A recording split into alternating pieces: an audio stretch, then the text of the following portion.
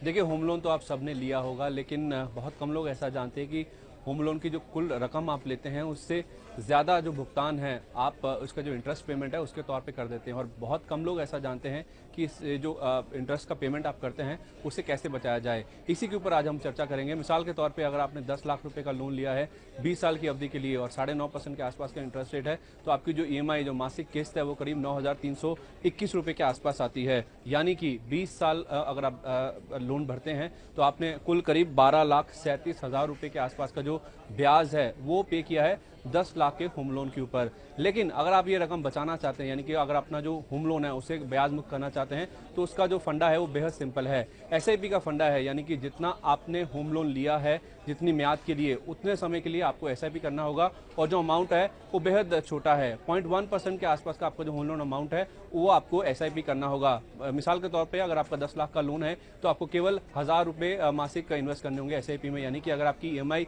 9,321 रुपये के आसपास की है, आप ये मान के चलिए कि आपकी ईएमआई 10,321 रुपये के आसपास की, और 20 साल के बाद जब आपने 1,000 रुपये प्रति महीना इन्वेस्ट किया होगा, यानी कि कुल करीब 2,40,000 रुपये के आसपास का इन्वेस्टमेंट किया होगा, और उस पर अगर 15% के आसपास का सालाना रिटर्न आपको एसआईपी में मिलता है, तो आपकी जो एसआईपी की वैल्यू है वो बढ़कर अगर आप देखें तो करीब 14,97,000 रुपये के आसपास आ जाएगी। उसमें से अगर आप 2,40,000 रुपये जो आपने एसआईपी में इन्वेस्ट भी किए हैं उसको भी निकाल दे तो आपके पास करीब 12,57,000 रुपये के आसपास की रकम बचेगी, जो कि आपका कुल जो इंटरेस्ट का पेमेंट है 12,37,000 के आसपास का उससे ज़्यादा है। यानी कि अगर आपने 20 साल का लोन लिया है उतने ही साल के लिए आप एसआईपी कीजिए। आपका जो लोन अमाउंट है उसके करीब 0.1 या 0.15% के आसपास का आपको उतने ही देर के लिए इन्वेस्ट करना जितने साल का आपका लोन है।